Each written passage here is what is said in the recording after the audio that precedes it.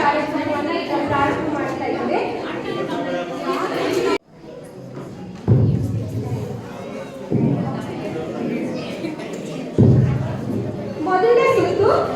ಮೊದಲನೇ ಸುತ್ತಿನ ಶೀರ್ಷಿಕೆ ಏನಂದ್ರೆ ಯಾವ ಪುಸ್ತಕದ ಯಾವ ಅಧ್ಯಾಯ ಅಂತ.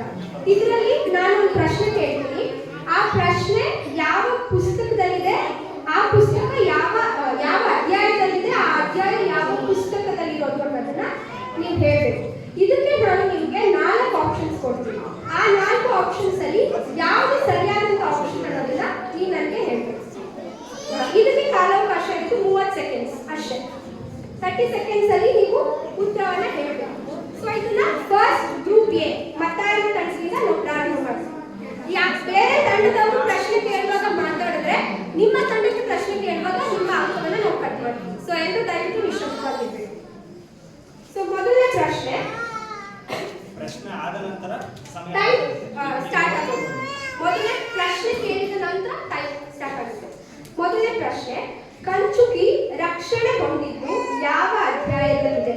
ಕಂಚುಕಿ ರಕ್ಷಣೆ ಹೊಂದಿದ್ದು ಯಾವ ಅಧ್ಯಾಯದಲ್ಲಿದೆ? ಆಪ್ಷನ್ ಎ ಅಪೊಸ್ತಲರ ಕೃತ್ಯ 7ನೇ ಅಧ್ಯಾಯ, ಆಪ್ಷನ್ ಬಿ ಅಪೊಸ್ತಲರ ಕೃತ್ಯ 8ನೇ ಅಧ್ಯಾಯ, ಆಪ್ಷನ್ ಸಿ ಅಪೊಸ್ತಲರ ಕೃತ್ಯ 9ನೇ ಅಧ್ಯಾಯ, ಆಪ್ಷನ್ ಡಿ ಅಪೊಸ್ತಲರ ಕೃತ್ಯ 10ನೇ ಅಧ್ಯಾಯ. ನಿಮ್ಮ ಸಮಯ ಈಗ ಶುರು.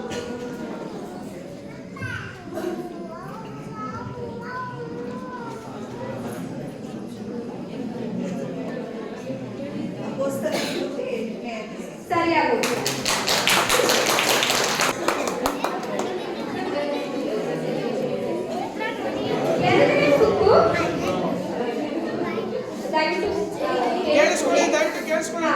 ಎರಡನೇ ಸುತ್ತು ಚಿತ್ರ ನೋಡಿ ಸನ್ನಿವೇಶ ಹೆಸರಿಸಿ ಅಂತ. ಇಲ್ಲಿ ನಾವು ನಿಮಗೆ ಚಿತ್ರ ತೋರಿಸ್ತೀವಿ. ಇಲ್ಲಿ ಪ್ರತಿಯೊಂದು ತಂಡಕ್ಕೂ 3 ಪ್ರಶ್ನೆಗಳು ಬರುತ್ತೆ. ಈ ಸೂಚಿನಲ್ಲಿ ನಾವು ನಿಮಗೆ ಚಿತ್ರ ತೋರಿಸ್ತೀವಿ. ಆ ಚಿತ್ರ ಯಾವುದು ಅನ್ನೋದಕ್ಕಿಂತ ಆ ಸನ್ನಿವೇಶ ಏನು, ಆ ಚಿತ್ರದಲ್ಲಿ ತೋರಿಸ್ತಾ ಇರುವಂತ ಸನ್ನಿವೇಶ ಏನು ಅನ್ನೋದನ್ನ ನೀವು ಹೇಳ್ಬೇಕು. ಅರ್ಥ ಆಯ್ತು ಅಂತ. ಈ ಸುತ್ತನ ಒಂದೇ ಉತ್ತರ. ಇದಕ್ಕೆ ಸಮಯಾವಕಾಶ 1 ನಿಮಿಷ, 60 ಸೆಕೆಂಡ್ಸ್. ಸನ್ನಿವೇಶ ಏನು ಅಂತ ಹೇಳ್ಬೇಕು.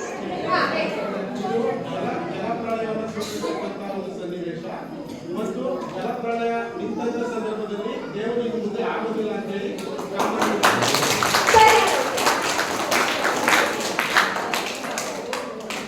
ನೆಕ್ಸ್ಟ್ ಲೂಕ. ನಿಮಗೆ ಎರಡನೇ ಪ್ರಶ್ನೆ.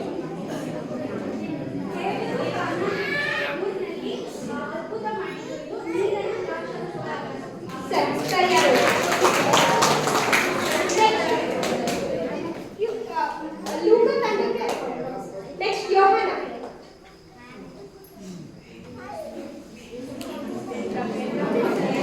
ಒಂದೇ ಉತ್ತರ ನಿಮ್ಮ ತಂಡದಿಂದ ಬರೋ ಒಂದೇ ಉತ್ತರ ನಾವು ಕನ್ಸಿಡರ್ ಮಾಡೋದು.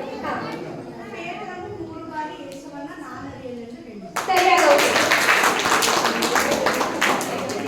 ಯೋಹಾನ ಆಯ್ತು. ನೆಕ್ಸ್ಟ್ ಮತ್ತಾಯ.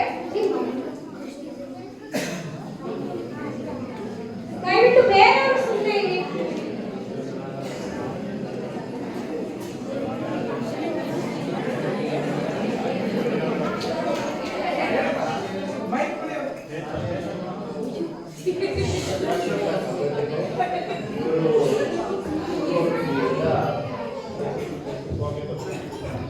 ಭಕ್ತರನ್ನ ನೀವು ಸುಡದೇ ಇದ್ದದ್ದು.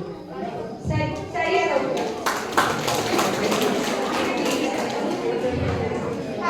Next mark. ದಯವಿಟ್ಟು ಸುಮ್ಮನೆ ಇರಿ. ಮಾರ್ಕ.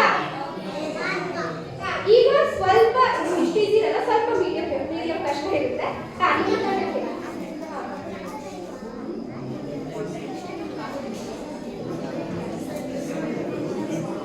ನೀವು ಮಾತಾಡಿದ್ರೆ ನಿಮ್ಮ ತಂಡಕ್ಕೆ ನಾವು ಅಂಕ ಕಟ್ ಮಾಡ್ತೀವಿ. ದಯವಿಟ್ಟು ಸುಮ್ಮನೆ ಇರಬೇಕು.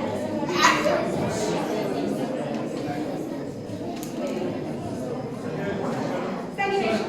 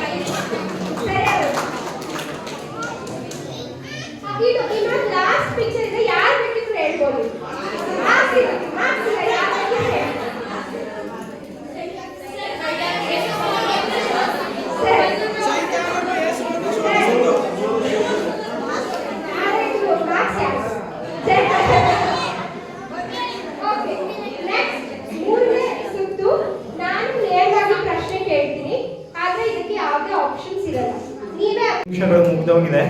ಇನ್ನು ಕೇವಲ ಒಂದು ನಿಮಿಷಗಳು ಮಾತ್ರ ಉಳಿದಿದೆ.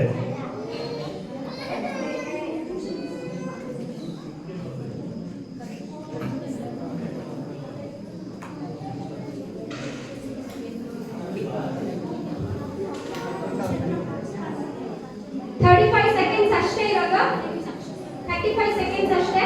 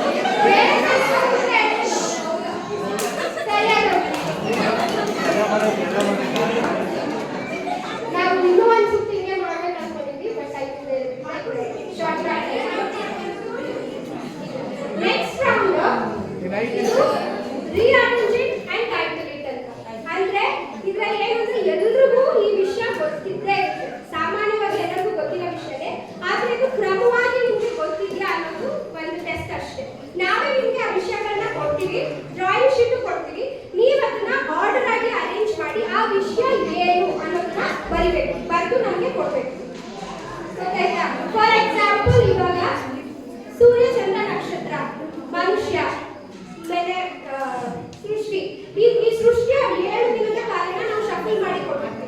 ಅದನ್ನ ನೀವು ಮೊದಲನೇ ದಿನ ಯಾವುದು ಎರಡನೇ ದಿನ ಯಾವುದು ಅಂತ ಅರೇಂಜ್ ಮಾಡಿ 7 ದಿನದ ಸೃಷ್ಟಿಯ ಕಾರ್ಯ ಅಂತ ಟೈಟಲ್ ಕೊಡ್ಬೇಕು.